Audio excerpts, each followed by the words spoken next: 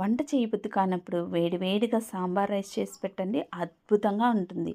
అప్పడాలు వేయించి పెట్టారంటే టమ్మీ ఫిల్ అయ్యేదాకా తింటారు. అంత బావుంటుంది. మీ ఇంట్లో ఏ కూరగాయ ముక్కలుంటే ఆ కూరగాయ ముక్కలు వేసుకోవచ్చు. ముందుగా కూరగాయ ముక్కలు, ఉల్లిపాయలు కట్ చేసి పెట్టుకున్నాక కుక్కర్ తీసుకొని ఒక కప్పు కందిపప్పు, 2 కప్పులు రైస్ వేసి కడిగి 10 నిమిషాలు నానబెట్టుకోండి. 3 కప్పుల నీళ్లు, కొద్దిగా పసుపు, ఆయిల్, ఉప్పు వేసి నానబెట్టుకున్నాక 4 విజిల్స్ అయితే రైస్‌ని ఉడికించుకోండి. పప్పు, బియ్యాన్ని కలిపి 4 విజిల్స్ ఉడికించుకుంటే మరీ మెత్తగా కాకుండా, పలుకుగా కాకుండా రైస్‌ని అయితే వండుకొని పక్కన పెట్టుకోవాలి. తర్వాత చింతపండు రసాన్ని పులుపుకి తగ్గట్టుగా ఒక కప్పు రసం అయితే తీసుకున్నాను.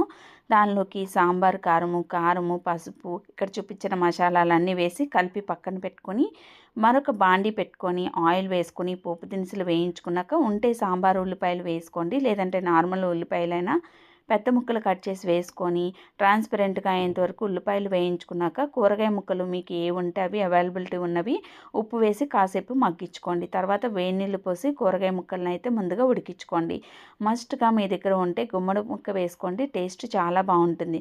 ముక్కలు ఉడికిన తర్వాత మాత్రమే దానిలోకి చింతపండు రసాన్ని తగినంత ఉప్పు, ఇంగువ యాడ్ చేసుకొని ఒక 5 నిమిషాలు మీడియం టు లో ఫ్లేమ్లో ఉడికించుకున్న తర్వాత తగినంత సాంబార్ పొడి ఇంట్లో ప్రిపేర్ చేసి వేసుకోండి. చాలా బాగుంటుంది. లేని వారు ప్యాకెట్ పొడి అయినా వేసుకొని 2 నిమిషాలు మరొకసారి మరిగించుకున్న తర్వాత ఉడికించుకున్న రైస్ని వేసుకొని తగినంత ఉప్పు, కన్సిస్టెన్సీ అడ్జస్ట్ చేసుకోవడం కోసం వేడి నీళ్ళు పోసుకొని కలుపుకొని ఇలా కన్సిస్టెన్సీ అనేది గట్టిచారుగా ఉండేటట్టు చూసుకోండి.